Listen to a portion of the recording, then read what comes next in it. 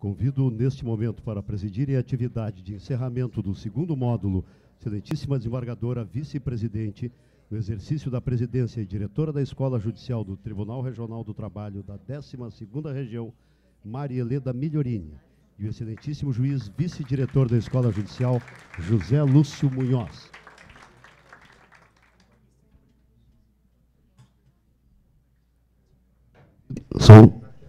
Obrigado. Convido para proferir a conferência de encerramento deste segundo módulo com o tema O papel das escolas judiciais no enfrentamento da litigiosidade, excelentíssima senhora ministra do Tribunal Superior do Trabalho, Dora Maria da Costa.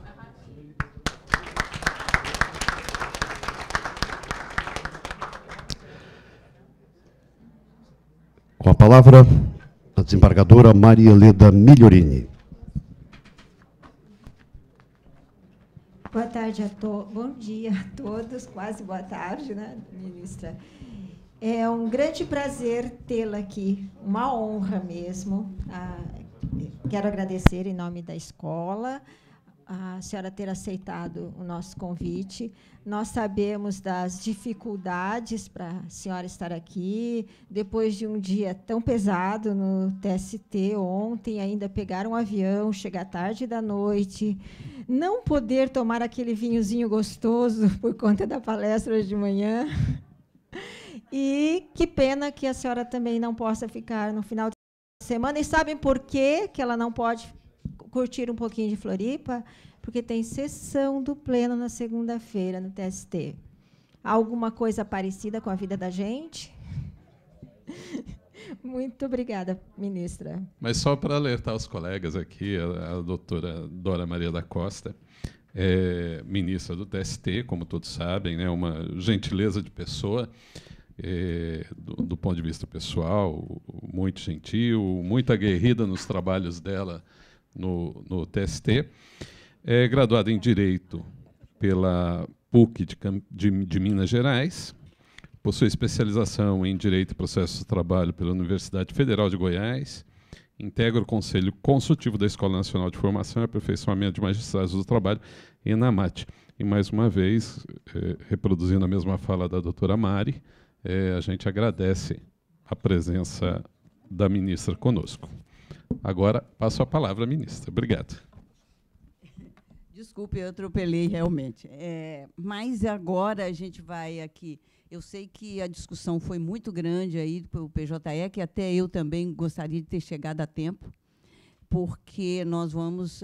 o PJE... Vocês estão sempre à frente do TST, porque só agora vai iniciar a implantação do PJE. Então, tudo que vocês passaram, vocês foram aí os laboratórios, né, para que chegue lá, porque lá tem uma resistência maior. Porque nós somos os antigos, né? Nós trabalhamos com papel. Eu levo para a sessão voto imprimido. E não tem jeito. Outro dia sumiu tudo, deu um pane, e nós fizemos sessão com papel. Por quê? Porque eu tinha os votos, todos nós levamos ainda. Então, isso é uma resistência, eu entendo isso. Acho que os senhores têm motivo para discutir, e o nosso colega aí deveria ficar mais tempo aqui, hoje à tarde, para poder discutir com os senhores. Mas eu vou...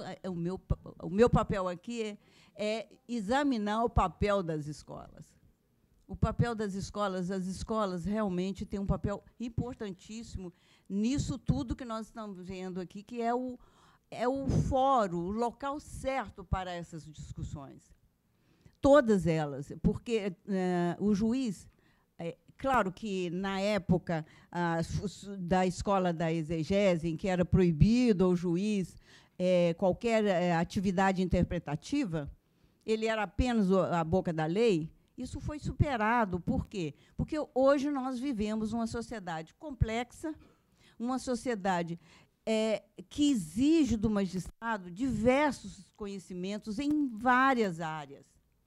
Então, até eu trago aqui uma citação do ministro Luiz Corrêa da Veiga, que eu achei muito interessante, que ele diz o seguinte: ser juiz, no pleno sentido da palavra, não basta conhecer o direito, mas, sobretudo, se lhe exige uma formação em ética, em psicologia, em economia, em sociologia, em comunicação social e em tantos outros saberes de conhecimento humano. E é verdade, porque nós estamos vendo aqui a discussão, ela parte para uma área que não tem nada a ver com o direito em si. É a tecnologia que nós temos dificuldade. Eu tenho mais que vocês, porque vocês são novos, mas, por isso que eu disse, saiu o novo, entrou o antigo. Porque o antigo, ele vê essa dificuldade e vocês estão desbravando para nós. É um sofrimento. Eu, quando entrei na magistratura, eu entrei em 87, em 89 eu já tinha computador, tal de XT, XP, era um monstro. Mas a dificuldade era a mesma. Agora, o PJE realmente é um problema. Não adianta quem assume e está evoluindo, claro que tem que enfrentar os problemas que surgem, mas ele nos toma tempo. Agora, sim, é tempo e consome energia, que poderia estar sendo empregada na prestação judicional em si. Porque o juiz já fica tão cansado com todos esses problemas que, quando ele vai decidir um emaranhado de leis, de súmulas, e agora vamos ter que enfrentar os precedentes, né? Então, vai aumentar o trabalho, por um lado, por outro, vai facilitar. Por isso, meu papel aqui hoje é sustentar o cumprimento dos precedentes. Mas, antes disso, eu penso que a escola, algumas escolas, eu, embora não seja da diretoria da ENAMAT, eu estou no conselho, mas nós temos acompanhado, ainda que de longe, alguns trabalhos das escolas, e a minha escola, por exemplo, o meu regional, por exemplo, eles criaram lá o Centro de Conciliação, e é interessante porque ele foi antes até da resolução do Conselho Superior da Justiça do Trabalho.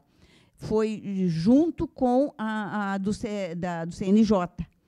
Ela é de 2013. Então, o tribunal ficou fazendo uma experiência e hoje está funcionando muito bem. Até o Corregedor Geral da Justiça do Trabalho fez elogios ao sistema, que vocês devem conhecer. O processo é distribuído e vai direto para esse centro de conciliação. E lá, os juízes que a escola está preparando, está dando curso de formação para os juízes e os servidores. A exemplo daqui também, eu vi no site do tribunal, parece que a escola também está com curso de formação de conciliadores, né? Mas lá está funcionando muito bem e foi altamente elogiado, porque, não realizado o acordo, é que vai para a vara e aí o juiz já marca a audiência. Então, esse sistema está sendo discutido com os presidentes de outros regionais, talvez até para implantar. Então, o juiz da vara, inicialmente, ele não faz audiência de conciliação. Ele já parte direto para a instrução processual. É claro que tem resistências. Eu mesma fiquei na dúvida, porque eu acho que o juiz ele precisa ter um contato mais próximo para incentivar o acordo, porque recentemente o ministro Barroso esteve lá na ENAMAT, na abertura do último curso de formação inicial, e ele estava falando longamente sobre a negociação, né, o acordo, para diminuir o número de processos. Porque o número de ação, o acordo não diminui, porque a negociação, o acordo que nós fazemos, ele é feito depois do processo já ajuizado, né, depois da ação ajuizada, não o processo. Mas ele reduz o número de processo, reduz as horas laboradas pelos juízes, reduz o custo do processo e aumenta aí a duração, né, razoável do processo, o cumprimento desse princípio constitucional. Mas eu penso que a conciliação só, o acordo, né, diretamente, ele diminui o nosso trabalho, mas não tanto. Nós temos que encontrar outras alternativas de solução dos conflitos, porque só aumenta. À medida que cada crise que nós temos, crise econômica, nós temos um número de processo maior. E cada decisão do juiz, e aqui eu acho que nós também, no TST, nós temos que dar a mão à palmatória, porque lá eles criam muito direito. Tem o direito alternativo, e eu tenho que fazer fazer essa colocação. Porque o presidente fala muito mais abertamente, mas defendendo a reforma. Eu não estou indo para o lado da reforma trabalhista. Eu estou dizendo que o TST tem um ativismo grande. Quando, por exemplo, eu dou dois exemplos. Altera a súmula ou muda completamente a decisão, a súmula. A súmula 277, eu acho que é 277, eu até anotei aqui, que é aquela que trata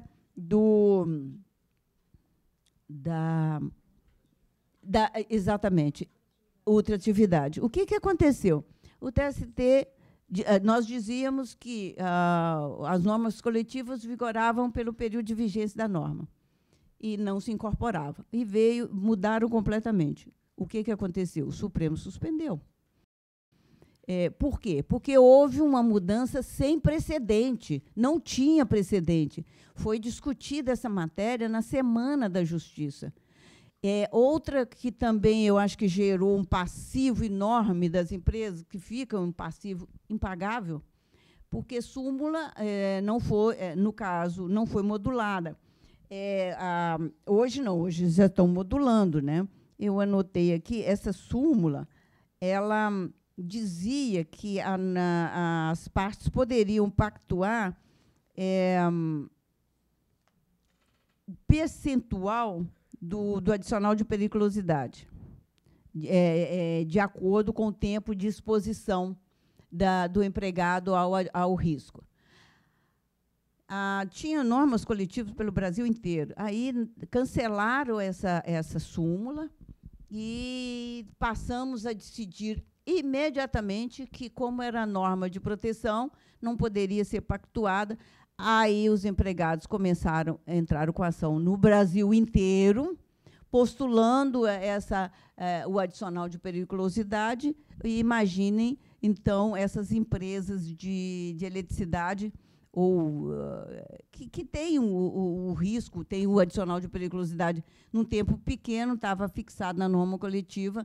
Então, por isso eu estou colocando, então, primeiro falando do TST, para depois chegarmos aos juízes de primeiro grau. Por quê?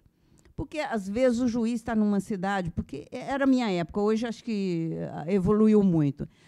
Ele é visto como uma autoridade que, se ele escrever, colocar no papel que o empregado tem direito aos 5 minutos de intervalo de não sei o quê, numa interpretação de um precedente, de uma súmula. Claro, nós temos a liberdade de interpretar, mas nós temos que ter muito cuidado, porque a sociedade olha e os empregados examinam, leem a sua sentença e vai dizer: eu vou para a justiça. Então, também nós vamos incentivar a litigiosidade, dependendo de como nós decidimos.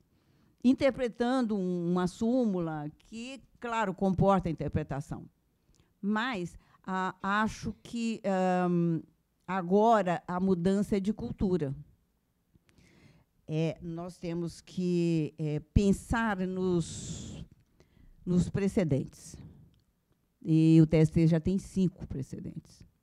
Já decisão em recursos repetitivos. E o papel da escola nessa temática, eu acho que é muito importante. A partir de agora, por quê? Porque os precedentes eles vão surgindo nos regionais através do IUJ. Né? É um dos precedentes citados, é um dos incidentes processuais citados como de obrigação de atendimento, é o IUJ. Ele está no artigo 896, parágrafo 3º da CLT. O segundo é o incidente de assunção de competência, que está no artigo 947 do CPC. O incidente de resolução de demandas repetitivas, também no CPC. E o incidente de recursos de revista repetitivos, que está no artigo 896, letra C da CLT. Então, fixada a tese pelo regional, ou pelo TST, no nosso caso específico, ele tem força obrigatória. Então, eu sei que tem resistência. E por isso que eu digo que a mudança tem que ser de cultura. Porque nós, se não mudarmos a nossa posição em relação aos precedentes, e eu digo isso porque o próprio TST, nos seus órgãos fracionários, às vezes não acompanham hoje as decisões das sessões ou do pleno, a partir de agora, torna-se obrigatório, até para nós, no TST, em termos de turmas. Você pode, no máximo, ressalvar. Não é o caso. No caso do precedente, nem ressalva. Então, eu acho que como gera o quê o cumprimento desses precedentes? Para a sociedade, dá uma segurança jurídica, além da isonomia, e é citado isso pelos doutrinadores. Por quê? Porque é tratado o mesmo caso de forma idêntica. Porque como que as partes vão entender que um juiz decide assim e o mesmo caso, o outro juiz decide, eu ganhei e eu perdi? É assim que eles falam. Chegam no TST desesperados, as partes, às vezes as partes. Mas o meu colega ganhou e o meu processo eu perdi. Está aqui no TST. É como se a gente fosse fazer milagre. Então, eu acho que tudo começa no primeiro grau. Depende dos senhores. É claro que você vai me dizer, mas esse caso tem o tal do distingue. Existe essa possibilidade, né, de você analisar os fatos e dizer, enquadra ou não enquadra neste ou naquele precedente, naquela tese. Porque, na verdade, quando o processo, no recursos repetitivos, que eu já vi, alguns já foram julgados pelo Pleno e outros pela SDI1, que é possível, os dois. Eles têm competência concorrente.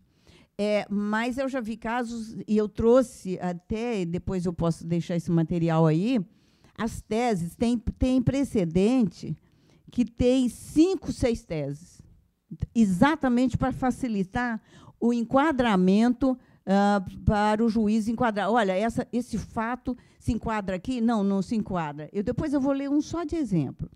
Mas o que é que também eu acho que nós temos que pensar, porque se não cumprirmos o precedente, existe uma medida que torna a situação mais complicada, que é a reclamatória, que é a reclamação. A reclamação, se os juízes não cumprirem esse precedente, antes da alteração pela Lei 13.256, do artigo... Eu já me perdi aqui, muito papel. Por isso que é bom o computador, né? Hã? Some, né? Do artigo 988. E o artigo 988, antes, se tivesse uma súmula, porque, na verdade, o Supremo já tem súmula vinculante, e se o juiz de primeiro grau não cumprisse a súmula, a parte podia entrar com a reclamatória a reclamação direto no Supremo. Então, eles viram, e aí, no caso do TST, tem um precedente, agora nós temos 5 precedentes já. O juiz de primeiro grau decide contra esse precedente, então, eles entrariam direto no TST com a reclamação. E aí percebemos que nós começamos a receber muita reclamação. Também tem reclamação improcedente, que não tem nada a ver. Né? Isso aí, eles estão confundindo as partes. Aí, o que acontece? Veio a lei 13.256, e o que ela acrescentou? Então, ela aumentou o trabalho dos regionais. Por quê? Nela se exige que esgote as instâncias ordinárias. Então, para quê? Para não subir muita reclamação para o Supremo e o TST. Quando o descumprimento for de súmula, ou de tese do TST, ou de precedente do Supremo, ou de precedente do TST. Então, o que acontece? O juiz de primeira instância descumpre um precedente do TST, a reclamação vai direto para o TRT, por essa lei. Por quê? Porque diz que tem que esgotar as instâncias ordinárias. Então, eu penso que, se não for cumprido o precedente, os regionais vão receber muitas reclamatórias. Chama reclamação, né? Mas para ver se anda mais rápido o cumprimento. Porque ele pode entrar com recurso ordinário. Só vai chegar ao TST através do recurso de revista, é óbvio. Se houver um descumprimento de um precedente do TST. Mas a parte entra com uma reclamação e o recurso ordinário no próprio regional. Então, ao invés de o processo. E o regional julga e devolve para o juiz fazer a retratação. Então, vocês podem imaginar que vai aumentar o número de, vamos chamar, de recursos. Né?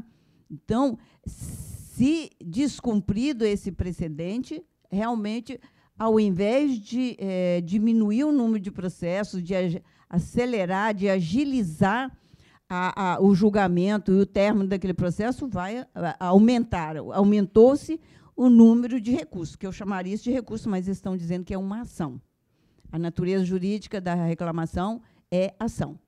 Mas isso é um recurso a mais dentro do processo. Né? Então, o processo vai para o tribunal com 2 recursos.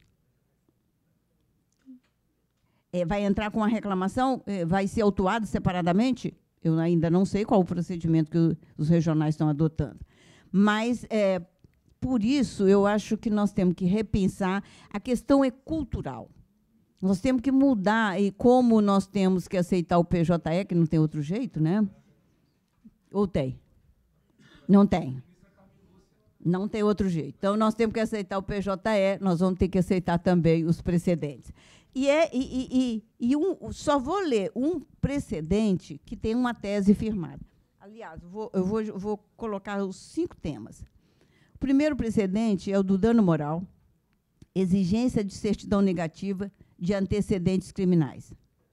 Já a tese já foi firmada, foi julgada no dia 20/4/2017. Então, tem 3 itens que você, analisando, você consegue enquadrar o caso concreto.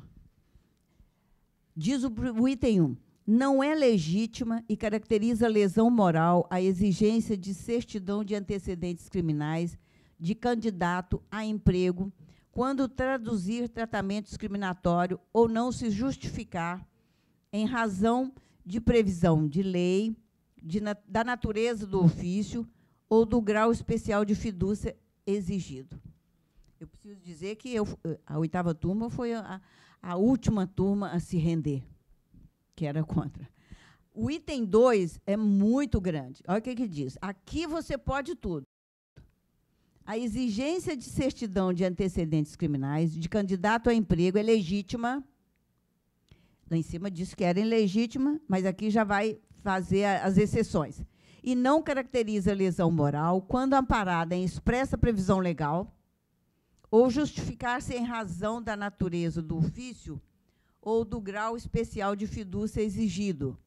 É exemplo de empregados domésticos, cuidadores de menores, idosos ou deficientes, aí eles põem entre parênteses, em creches, asilos ou instituições afins, motoristas rodoviários de cargas, empregados que elaboram no setor da agroindústria, no manejo de ferramentas de trabalho perfurocortantes, bancários e afins, quase todo mundo, né? Trabalhadores que atuam com substâncias tóxicas, entorpecentes e armas, trabalhadores que atuam com informações sigilosas. Aí vem o item 3, a exigência de certidão de antecedentes criminais, quando ausente alguma das justificativas de que trata o item 2, supra, caracteriza dano moral, in re ipsa, passível de indenização, independentemente de o candidato ao emprego ter ou não sido admitido. Porque várias ações nós estávamos julgando exatamente dizendo, ele foi admitido, por que dano moral? Mas aí, então, a tese ela é muito abrangente, permite você enquadrar tudo aqui dentro sem dizer, não, aqui tem um distingue. É muito difícil. Por isso, os precedentes são discutidos em audiência pública, porque, na verdade, o recurso de revista, quando chega no TST, a gente não pode examinar a prova. Já no caso das audiências públicas, dos precedentes, abre-se o leque para todo tipo de prova, porque exatamente para fixar a tese, para facilitar o entendimento e a aplicação pelos magistrados. Então, essa tese aqui, por isso que eu digo que eu tenho que ir embora antes, bancário, horas extras, divisor, bancos públicos e privados. Só que tem seis itens. E mais, segunda-feira nós vamos discutir, porque a questão que se instalou no TST, porque não tenho dúvida, lá também está dividido. Rachado, meio a meio. Como são 27, sempre um lado você fica dependendo de um voto, alguém mudar de lado. Mas aqui, o que aconteceu? Nós temos uma súmula, a súmula 124. Então, a SDI, que também é competente, é que julgou o recurso repetitivo. Não levaram para o pleno. Para alterar a súmula, tem que ser o pleno. E aí, instalou-se, querem discutir de novo a decisão da SDI 1, que já está valendo, já foi publicado, e nós estamos aplicando. Tem 2 turmas que se recusam a aplicar até essa decisão de segunda-feira. Então, imagino que o pleno vai virar à noite. E aí, mais fixada, vai alterar.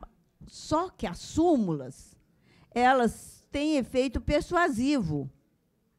A decisão da SDI 1, ela é obrigatória, ela está prevista em lei. Então, criou-se uma situação esdrúxula, para não dizer coisa pior. Porque, imaginem os senhores, se o pleno entender que a súmula está correta. Como é que fica? Então, tem decisões, tem voto divergente para tudo quanto é lado, eu tenho que chegar em casa para poder ler isso com mais calma. Porque foram... e está na lei, a competência é da SDI 1 e do pleno. Mas, para alterar a súmula, é do pleno. Então, segunda-feira será um debate interessante. O terceiro precedente já julgado, que foi agora no dia 25/5, é o adicional de insalubridade, utilização de fones de ouvido, operador de telemarketing. Já foi julgado. E foi mantido o entendimento, a jurisprudência do TST, de que se exige, quer dizer, o reconhecimento da insalubridade para fins de percebimento do adicional previsto no artigo 192, não prescinde do enquadramento da atividade ou operação em relação elaborada pelo Ministério do Trabalho ou da constatação de extrapolação de níveis de tolerância fixados para agente nocivo expressamente arrolado no quadro oficial. Continuo. O item 2. A atividade com utilização constante de fones de ouvido, tal como a de operador de telemarketing, não gera direito ao adicional de insalubridade, tão somente por equiparação dos serviços de telegrafia e radiotelegrafia, manipulação em aparelhos do tipo Morse e recepção de sinais de fone, para os fins do anexo 13 da norma regulamentadora 15 da portaria 3.214. Essa tese foi fixada pela SDI1. E tem mais 2. O da dono da obra. Essa ficou complicada. Nós já começamos, a 8ª turma já começou a julgar. Eu julguei quarta-feira. Aí nós interpretando o item 4. O item 4. Porque aqui diz o seguinte. Porque, na verdade, alguns tribunais... Por que ela foi para o recurso repetitivo? Porque alguns tribunais diziam que a OJ 191 só se aplicava para pessoa física, micro e pequenas empresas. E aí reuniu para decidir que não, é abrangente. Então, isso está... Eu não vou nem ler, porque são... bom, acho que interessa, né? Porque vocês estão aí... Vamos lá. O item 1. A exclusão de responsabilidade solidária ou subsidiária por obrigação trabalhista, a que se refere a orientação jurisprudencial 191, não se restringe à pessoa física ou micro e pequenas empresas. Compreende igualmente empresas de médio e grande porte e ente público. Isso foi decidido por unanimidade. O item 2. O item 2. A excepcional responsabilidade por obrigação trabalhistas prevista na parte final da OJ, por aplicação analógica do 455 da CLT, alcança os casos em que o dono da obra de construção civil é construtor ou incorporador e, portanto, desenvolve a mesma atividade econômica do empreiteiro. Isso aqui já estava na OJ. Vamos lá. Não é compatível com a diretriz sufragada na OJ jurisprudência de Tribunal Regional do Trabalho que amplia a responsabilidade trabalhista do dono da obra, excepcionando apenas a pessoa física ou micro e pequena empresa, na forma da lei, que não exerça atividade econômica vinculada ao objeto contratado.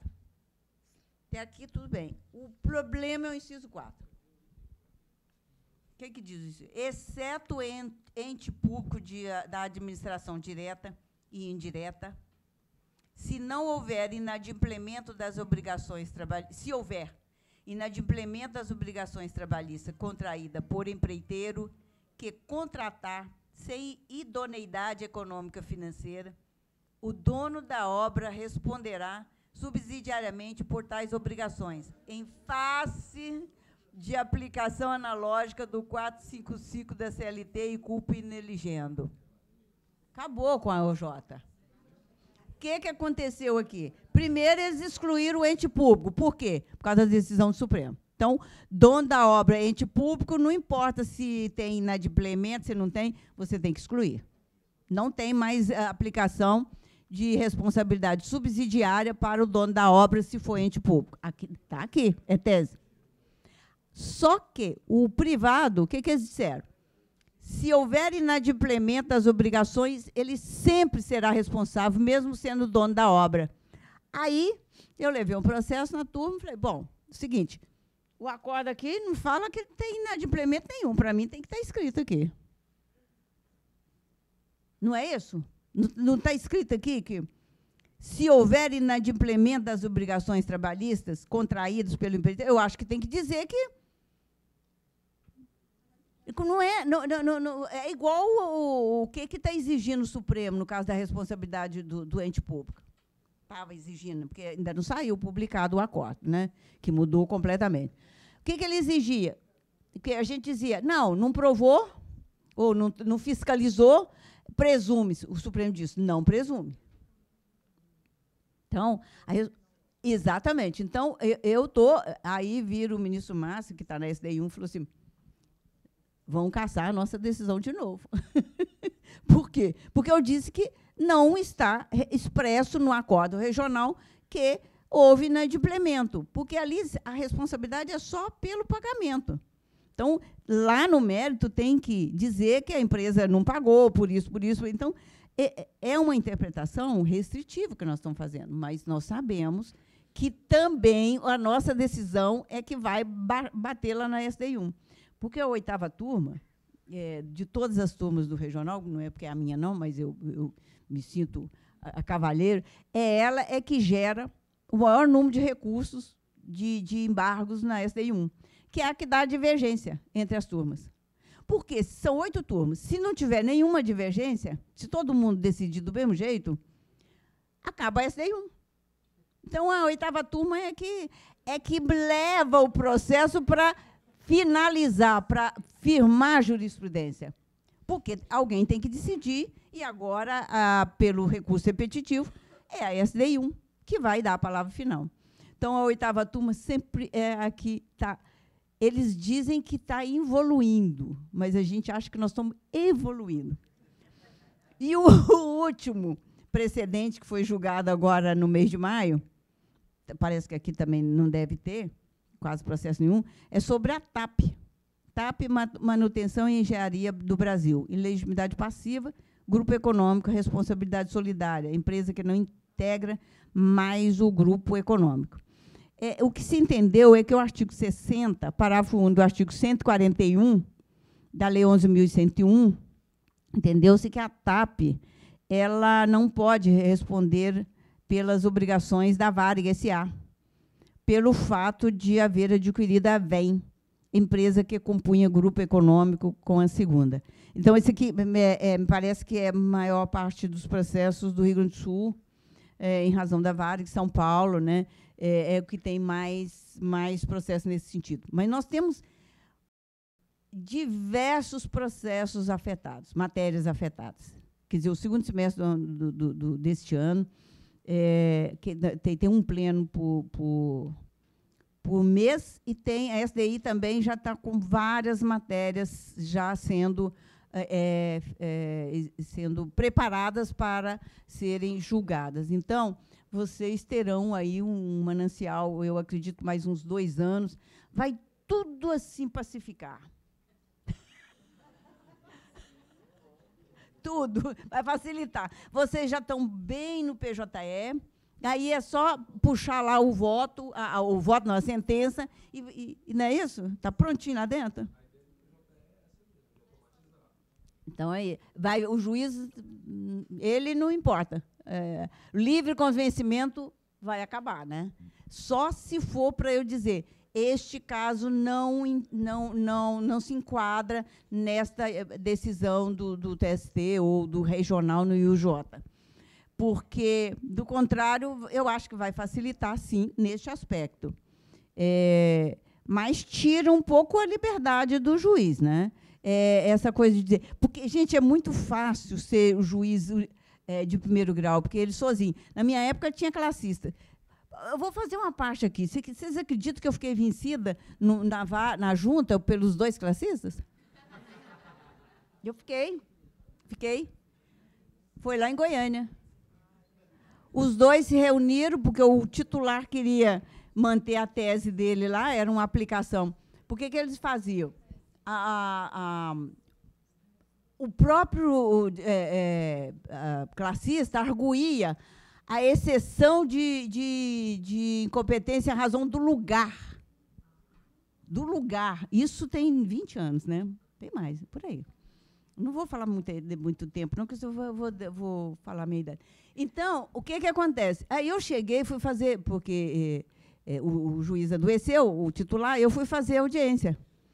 E aí, o cara arguiu, eu falei, peraí, você não pode arguir isso de ofício? Incompetência em razão do lugar? Aí eu fiquei vencida. Aí fechei a porta, chamei os 2 e falei, se vocês continuam, um tem que mudar. Porque se vocês continuarem decidindo assim, vocês estão prejudicando os empregados. Porque naquela época não tinha um monte de vara, né? Então, os empregados de banco vinham a reclamar em Goiânia, porque era mais rápido. Porque se ele entrasse lá na cidade dele, tinha que entrar na justiça comum, então era demorado. Falei, você está votando contra o empregado, você está prejudicando o empregado. Voltou na mesa, o cara mudou. O titular queria me matar, né? Enfim, tem muita história pela frente aí. Eu trabalhei no Mato Grosso, então vocês imaginam, há 25 anos atrás, que era perigoso, né, trabalhar nos lugares assim. Mas eu tenho que parabenizar o tribunal de vocês pelaquela decisão do BESC. Porque eu ficava vencida em todos os processos. E aí lavaram a alma de vocês. Vocês estão de parabéns mesmo. Lavaram a alma, porque receber aquele dinheiro, aquela dinheirama, né, que a gente fala assim, aquela dinheirama, e depois vir reclamar mais um dinheirama. Gente, vocês estão de parabéns. E eu quero encerrar dizendo que eu vim aqui também para dizer isso para os senhores. Vocês são respeitadíssimos dentro do TST. Saibam disso. Muito obrigada.